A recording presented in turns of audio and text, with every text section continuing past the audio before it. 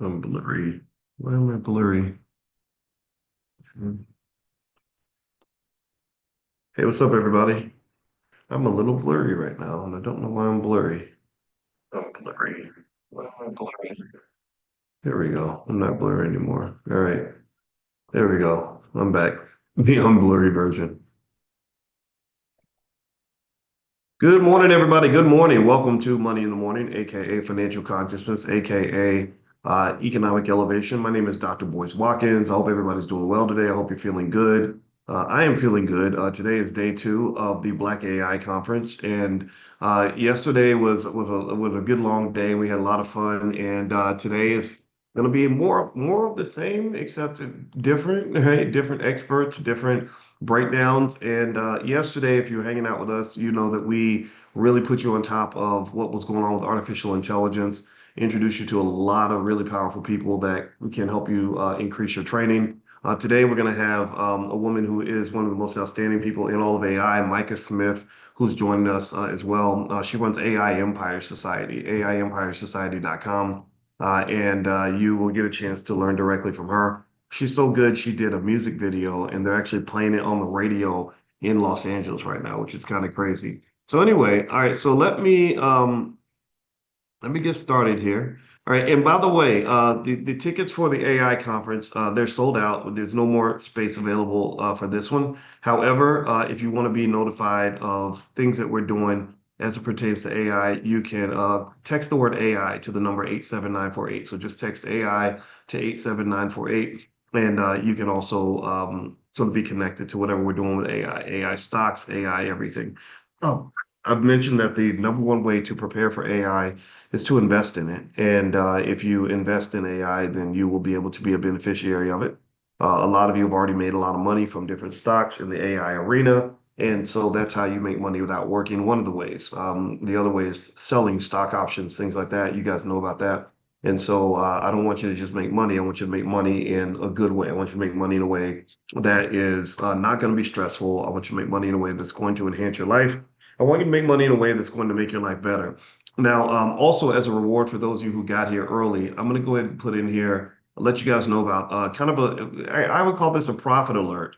Basically, I am under the belief that gold is going to continue to go up. If you don't know this, gold has really been shocking the experts. It's really been going up a lot the last couple of years. I mean, just skyrocketing like crazy. You can thank Trump's antics for this. You can thank global instability for this. You can thank all the changes in the economic system for this. Well, either way, though, I looked at some analyses, and basically it's expected to keep going up, which is crazy. They've talked about as much as $10,000 an ounce by the end of the decade, which would be ridiculous. So, what I'm going to put in the chat, if you haven't seen it yet, is I put together a list of seven different ways you can buy gold, different ways you can invest in gold. You don't have to go buy a bunch of gold bars and put them in your house unless you're expecting the apocalypse, in which case, I don't even know what the gold bars would do. I don't even know how. I mean, you're gonna go buy groceries with it. What you gonna do with that? But anyway, either way though, that link is in the chat, so you can click on that link if you haven't done so yet. And I'll also text it out to you if you're on the text list for this class. So make sure you're on the text list for the class. Text the word morning to the number 87948. So text morning to 87948. All right. So what I want to do is I want to take us on a quick little digital field trip. My time is not as fast as it might normally be because we're getting ready for the AI conference, and that's an endeavor. That's a thing. And but I wanted to share something with you that I just thought, I don't know, I thought it was kind of a humorous way to express some sentiments that I had recently about what we're doing to our kids when we don't teach them how to save. One of the biggest problems that people have in our community when it comes to wealth is not it's not a lack of access to resources. The biggest issue well, let's scratch that. Let me say that again. It's not a lack of access to things like education. It's not a lack of access to jobs.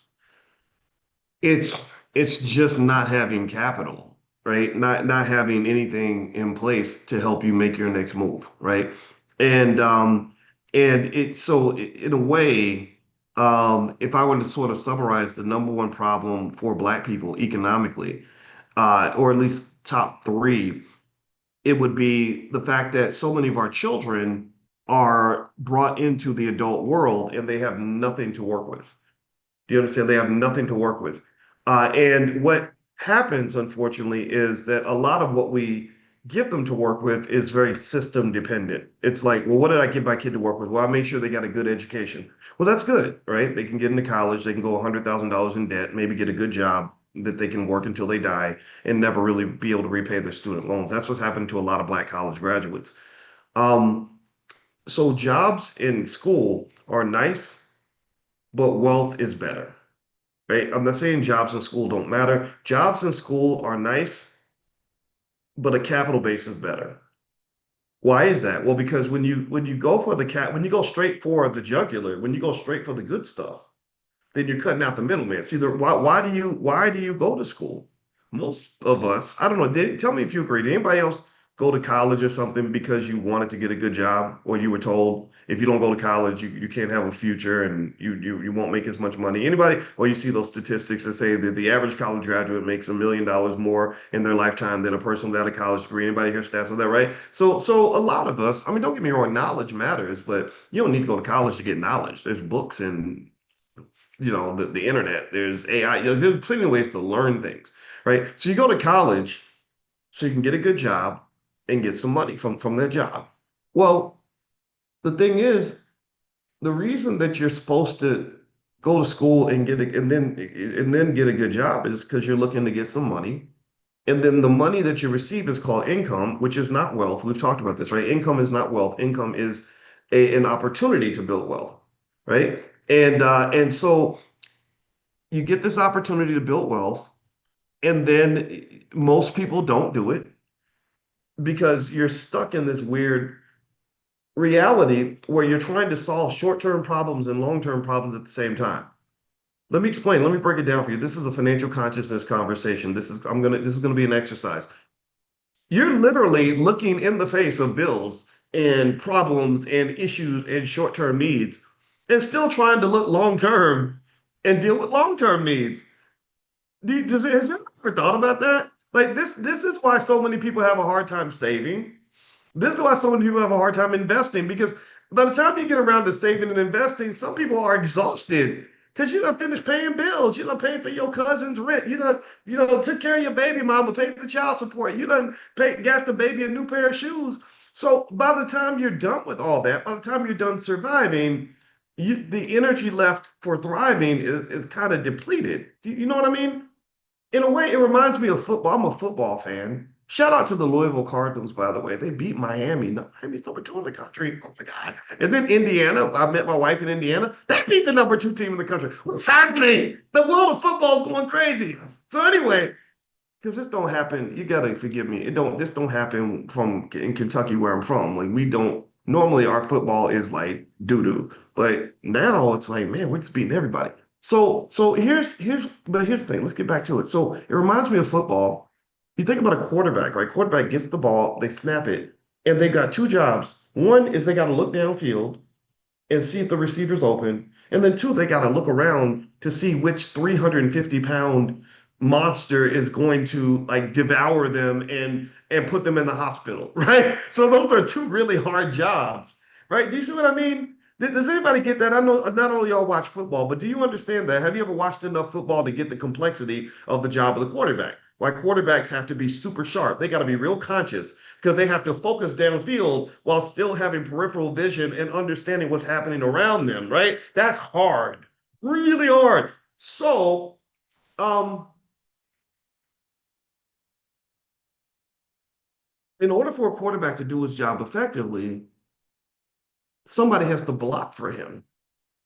Has anybody ever seen? Again, I know I'm gonna keep going down that football rabbit hole, even though I know a lot of y'all may not be football fans, but just bear with me. You'll understand that. You gotta watch football. It's such a fun sport to watch. It's dangerous. I wouldn't let my kids play it, but I like to watch it. Okay. Um. So here, has anybody ever seen a quarterback try to? Has anybody seen somebody try to play quarterback when nobody's blocking for him? When the offensive line, those are the guys that block. When the guys aren't doing their job or they don't know how to do it or they're not very good at it. Has anybody ever seen what happens to a quarterback in that situation? What happens?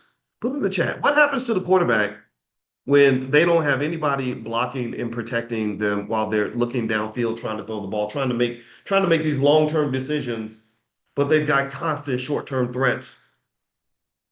Not only does the quarterback keep getting sacked, but he might end up in the hospital.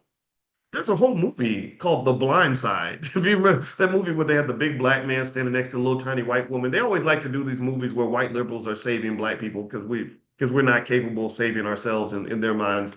But anyway, so this movie, The Blind Side, that's what when they said The Blind Side, that's what that's about. It's like when you're the quarterback, you need somebody good to protect your blind side because you're turned around, and if somebody comes and hits you full speed when you're not even looking, it can paralyze you. You can end up in the hospital. So here's where I want to go with this.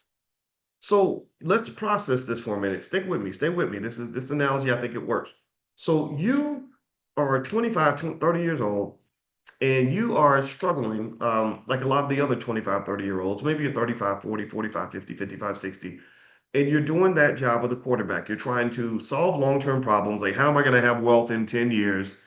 And deal with the short-term problem. Like, how am I going to pay bills right now? Like the quarterback, right? How do I look downfield and still avoid getting sacked by people around me? And what has happened is that there's nobody that either is blocking for you, and there's nobody's been blocking for you your entire life.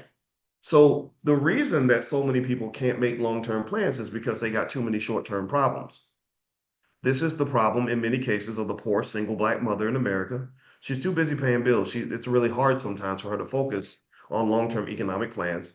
Also, your parents didn't block for you because your parents should have been investing for you since you were a baby, in which case you would have a strong offensive line protecting you while you make long-term plans. Your consciousness could be up here because you could be focusing on the big picture instead of constantly putting out little fires in your life, right? Has anybody ever had a job or worked for or run a business where you spent so much time putting out little fires that you can't do the long-term planning? You can't work on the business because you're too busy working in the business. Do you understand? That is a structural and strategic issue. And it's an issue that has to be thought about. It's an issue that has to be planned for. To take the football analogy full circle, if a team wants to protect their quarterback, they not only have to make sure the guys are doing their job on the day of, they've got to make a long-term plan to say, how are we going to draft an offensive lineman that can protect his blind side? And we got to build for the next 2 or 3 years. They have to have a plan to put that in place. So the question is, here's where I want to go with this. I want to ask you, are you the kind of parent that is going to block for your child? Blocking for your child means investing for your child. Because if you invest for your child, then your child will have financial security. If their child has financial security, then they won't have to play strugglenomics. They'll be able to play powernomics. They'll be able to make power moves because they are in a position where they're safe enough to make long-term decisions. Do you follow me, right? This is teamwork. I know some of our people forgot what teamwork was. We live in America with all this rugged individualism nonsense, and so we forget that when you do things as a team, it's much easier to get things done than you would as an individual, right? So like to some extent, we're like that football team where the quarterback thinks he can do the job all by himself, right? He doesn't. He thinks he doesn't need an offensive line, and then he gets humbled real quick. I don't know if anybody's ever seen that happen, where you have one guy who says, "Oh, I did this by myself," and then the offensive line says, "Oh, you did this by yourself? Great. I'm not going to protect you on the blind side, and we'll see how great of a quarterback you are after that." So then they step to the side, Olay, and they let the defensive lineman come through, and he fumbles the guy, and the offensive lineman's like, "See, now did you were you able to do that by yourself? Did you pull it off? How'd it go? Did you feel like a superstar just now when you got splattered into the ground like a bug?" No, you didn't because you need teammates. So the smart quarterbacks are the ones who will, after they win a Super Bowl, they'll go to the offensive linemen and give them all a new Rolex. They'll say, "Thank you for protecting me. Thank you for blocking for me because I need my teammates." Well, the same thing is true economically speaking. Wealth is a team sport. Wealth is a team sport. And if you read my book, The 10 Commandments of Black Economic Power, what you'll find is that your goal in a team sport is to have good teammates if you can, and then be a good teammate. You want to be a good team. You want to be the teammate you desire. So if I'm your teammate, that means I'm going to help you win. If I'm your teammate, that means I'm going to block for you. That means I'm going to go out here and get muddy and get in the dirt with you to make sure you succeed. When D1 called me, the rapper, D1, the artist, I talk about D all the time. And he said, I'm having my tour and this is what I'm doing. And these are some of my challenges. I said, okay, how can I help? All right, coach, what you need? What you need? You need me to block? You need me to run the ball? What you need? I can run around and catch it. What you need me to do? So I got up and I wrote a check. I flew to New York. I said, let me make sure my friend is successful because this is my teammate. I'm gonna make sure my homie's gonna be good. I'm not gonna just sit here and say, well, D, I was gonna pray for you. I'm gonna pray for you and I'm gonna wish you the best. And I hope everything goes. No, if you go to D's page, anytime I go by it, I put a little fire emoji. Way to go, greatest rapper alive. That's me blocking for my friend. Right. And I block, and my goal is to block for a lot of people because people block for me. So you got to block for each other. You got to protect each other. And you start with your children. You start with your children. It's so important. So many of our kids are struggling because didn't nobody ever block for them. Nobody ever created a safe space. Nobody thought of it. When they were 2, nobody was thinking, what is his challenges is this child going to have when he's 32? Because if they did, they would have said, damn, okay, so we got 30 years to build some wealth. According to Dr. Watkins, it's easy to build wealth in 30 years. I'm spending $1,500 a year. That's the average, national average. I'm spending $1,500 a year sending this little boy to football camp and basketball camp or track camp or cheerleading camp or whatever camp. I could also take $1,500 a year and put that in the S&P 500 so that by the time he is 25 years old, he'll have somewhere between $150,000 and $200,000 liquid so that he will not have to go beg for a job. He will not have to go to diddy parties in order to get opportunities. He's not going to have to go and subject himself to the same racial abuse that black people go through when they go to these jobs, working for these horrible people that don't like black people at all, right? He's not going to have to go through the pain and the stress of financial anxiety. Tell me if you get what I'm saying. Let me know if you know what I'm talking about. Is this resonating? Does this make sense? I always tell you, investing ain't nothing but planning ahead. Investing is nothing more than financial consciousness. Investing is nothing more than delayed gratification. Investing is nothing more than a type of strategy that you apply to make sure that you achieve the goal. We do a whole lot of fancy talking when it comes to freedom, and we want freedom, we want equality. But the question I want to ask you is not what do you want? The question I want to ask you is what are you willing to sacrifice for? I don't give a shit about what you want. I want to be 8 feet tall and have tacos right now, but that don't mean I'm willing to do is what's required to do that. I don't want to be 8 feet tall. That's kind of tall, maybe 6'5" or something.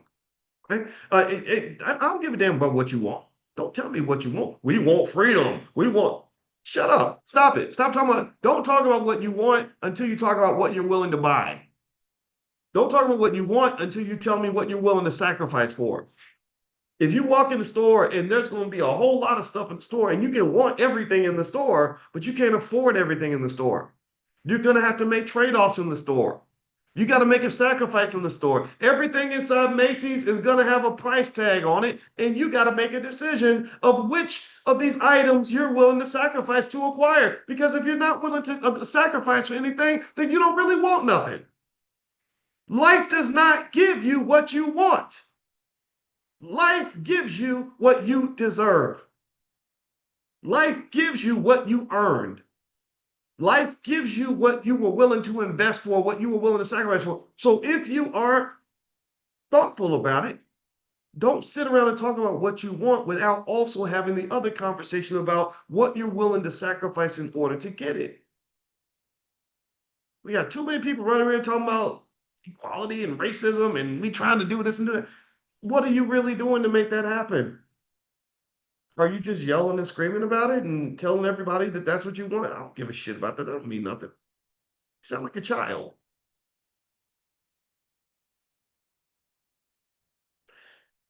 Let me move on.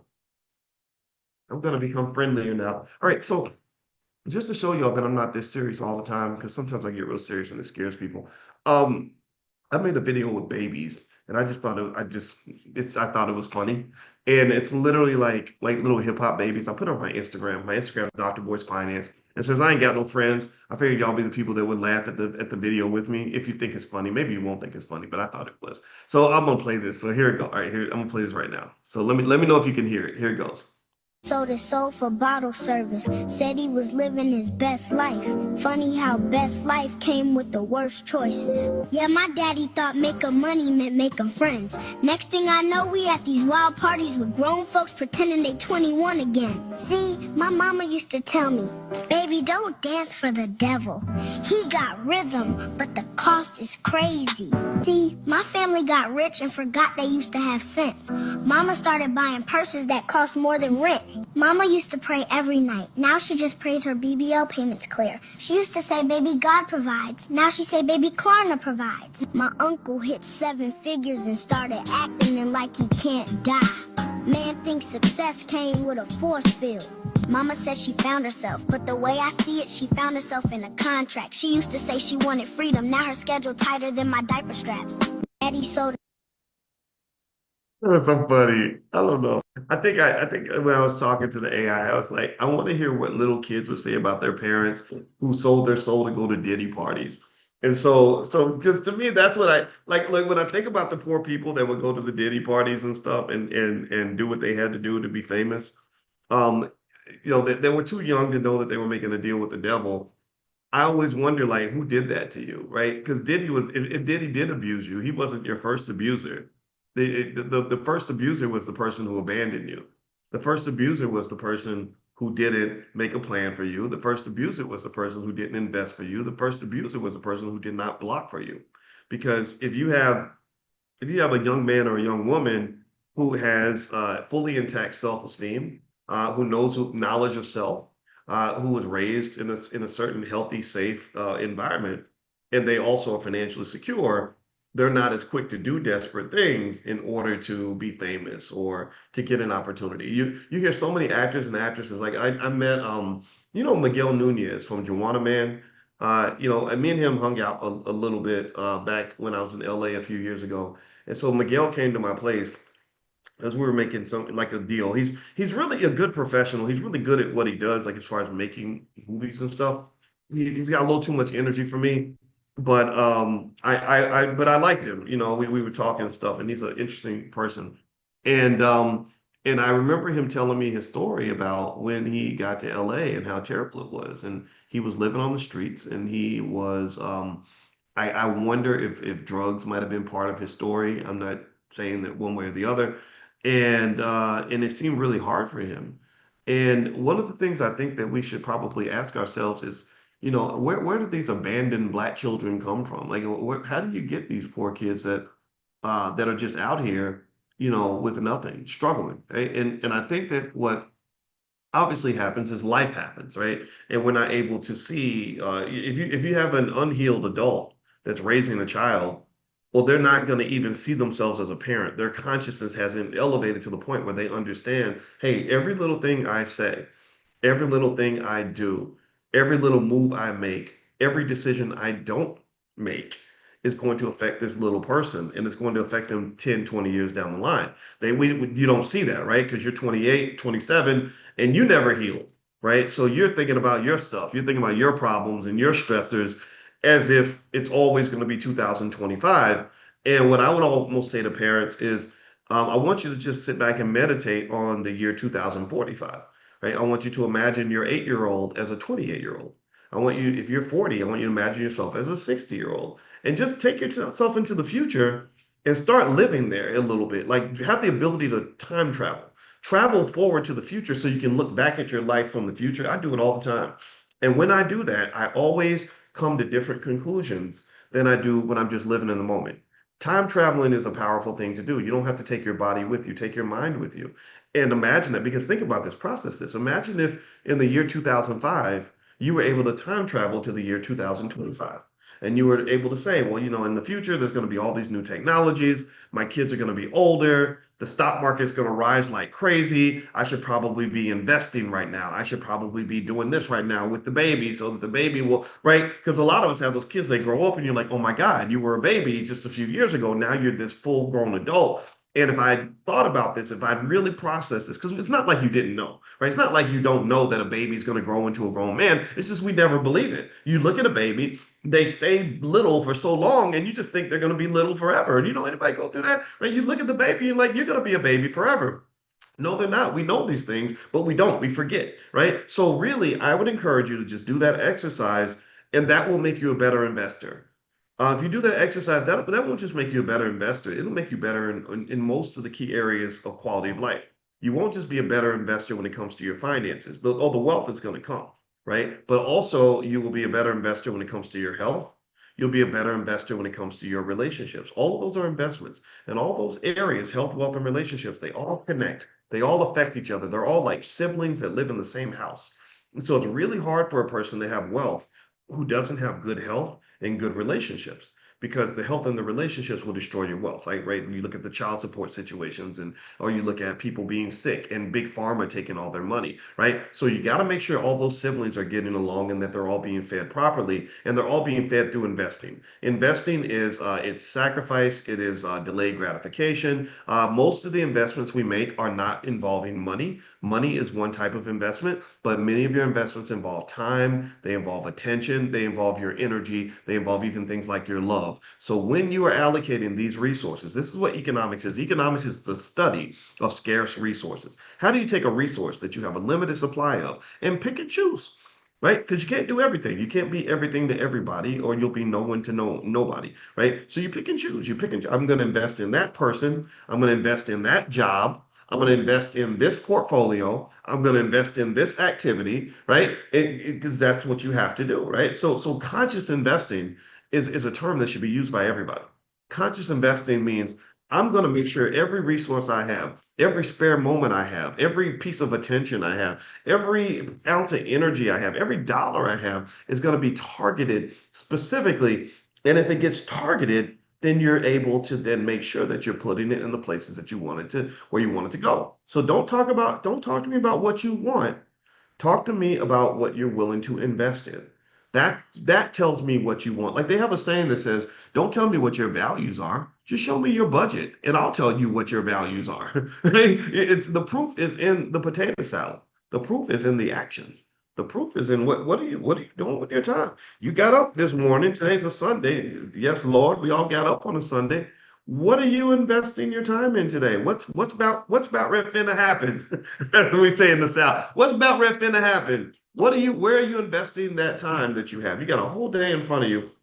Maybe you're investing in your kids. Maybe you're investing it in the Lord. You're going to church. That's good. Spiritual renewal. I love that. Maybe you're investing it in some learning. Maybe you're sitting down and you're making a plan. Maybe you're going to have that Sunday family business meeting. All of those are investments. So what I really want you to do mentally is I need you to stop thinking that you have to be rich to be an investor. Everybody in here is an investor, whether you like it or not. So I want you to say, I'm an investor. I just may not have as much money as I want, but I'm going to get the money eventually. And until the money arrives, I'm going to invest the other resources that money cannot buy. I'm going to look at my time like it's a budget. Did y'all know, something I used to do since I was in my 20s? I used to sit down and every year at the new year, I would make a time budget. I remember thinking, okay, there's 8,760 hours in a year. In that time, I can do a lot of stuff. I could write a book. I could go and get in shape, run a marathon. I can start a business. I can whatever. So I would look at my time like it was a financial budget, and I would budget it and figure out what I wanted to do with that time that year. And then I started realizing how much I could actually accomplish if I just targeted my time in a specific way, block out all distractions. I don't invest in bullshit, and make sure that nothing is really getting wasted to be time efficient. Efficiency is critical. Efficiency is really something that I encourage you to sort of explore in your own life, because a lot of you think about this. You live in an era where there's never been more distractions than there are right now. Tell me if you get what I'm saying. There's never been more ways. There's never, your phone has dings and beeps and buzzes. You can doom scroll all day. You got stupid people that want to take away your attention. You got everybody from the haters to people in your DMs to, silly stuff going on down the street, right? There's so many things that can be a distraction. And what I have seen in so many cases is people's inability to make a long-term plan because they're just dealing with this distraction, that distraction, this person, that person. That drives me crazy. That stresses me out. My wife jokingly says that she thinks I could be neurodivergent. I consider that to be a compliment. That maybe I'm on that Asperger's spectrum. Who knows? I have no idea. But I can tell you this.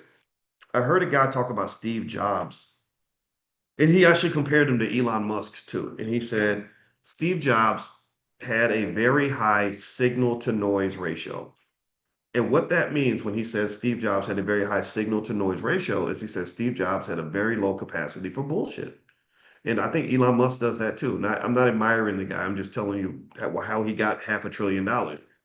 They say he focuses. He's like, if this meeting is BS, I'm leaving. I'm canceling the meeting. I'm not gonna be here if it's a waste of time.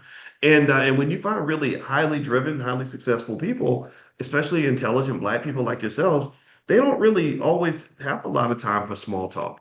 But or if I do, oh, I can do small talk. But if I'm doing it, even I'm consciously doing small talk, I'll say, okay, I'm gonna do some small talk, but I'm gonna do it for about 20 minutes, and then I'm gonna go and get done with what I got to get done over here. And it's up to you to decide how you want to approach this. I'm not asking anybody to be as weird or as extreme as I am, but I can tell you that when you're talking about economic success or professional success or academic success or whatever, there's a point where the rubber meets the road. Like there's a point where you say, man, I really want that thing over there. And then you look at the price on the damn thing and the price is really high.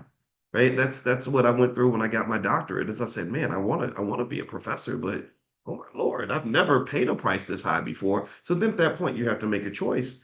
And you have to make a choice as to whether or not you want to make that sacrifice. So for some of you, it may not be in the areas that I'm reflecting on. I'm not telling you what person to be. For you, it may be your child, right? You may have a child and you say, gosh, I really want my child to be happy, successful, and everything else. But there's a price to that. Raising kids is a hard job. It takes a ton of time, right? And you have to make a decision as to whether or not you're willing to pay that price. Same thing, your health. Maybe it's losing weight. Maybe it's having a good marriage. Maybe it is making that next $1 million that you're going to make, building that family business, building that legacy that you're seeking to build. All these things require a sacrifice and they require an investment. I would encourage you to sit back and meditate and ask yourself, what am I willing to pay for? And then when you make that choice, make sure you clear room for that to happen. Make that a priority. You can't make everything a priority. Pick 3 or 4 things and make those the top priorities and pour 90% of your time into those 3 or 4 things that are your top priorities. So for example, for me, my family is a priority. My health is a priority. So I make time to run. I'm going to run a marathon next year, a half marathon this year. So I make plenty of time to go running. Doing this is a priority. So I'm sitting at this desk for many hours a day. There's a couple other things, right? So figure out what those priorities are going to be. That makes a big difference. Now, a couple things I want to mention is I want to give you guys a stock that I saw that I want to look at. If you're into dividend paying stocks, this is a stock. Get out your pen if you want to go take a look at it. So if you like stocks that pay dividends, remember stocks that pay dividends don't grow as fast as stocks that do not pay dividends. But if you like dividends, there's a company, EOG Resources. EOG Resources, their ticker symbol is EOG.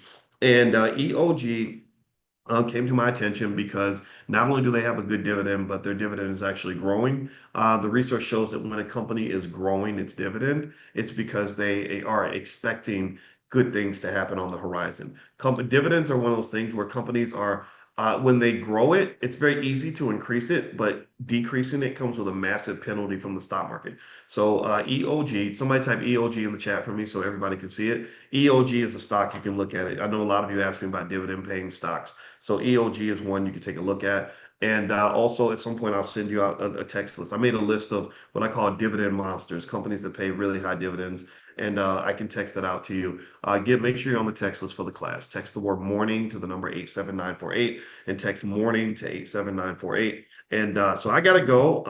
The Black AI conference, we're in day 2. And for those of you that couldn't get a pass for this one, just don't worry, we're going to be doing other things. In fact, I want to do a deep dive training on AI investing, using AI to become the best investor you can be, or the AI economic landscape, and just what it means to really dig in and own assets in that space. So we're actually we actually created kind of an AI club. If you want to participate in that, the URL for that club is AIEmpiresociety.com. That's AIEmpiresociety.com. And since it's new, the price is significantly reduced. I think it's about $29 a month. So in one membership, you can bring your whole family. So you can go to AIEmpiresociety.com because we're serious about the AI. I use AI all the time. I don't ignore the future when it's knocking at my door, and I would encourage you not to do that. A lot of you have made a lot of money from AI. There's a lot more money that's going to be made. There's going to be a lot of things happening going forward in the future. So can you give that number again? Yeah, if you text the word morning to the number 87948. So text morning to 87948. Somebody type that in the chat.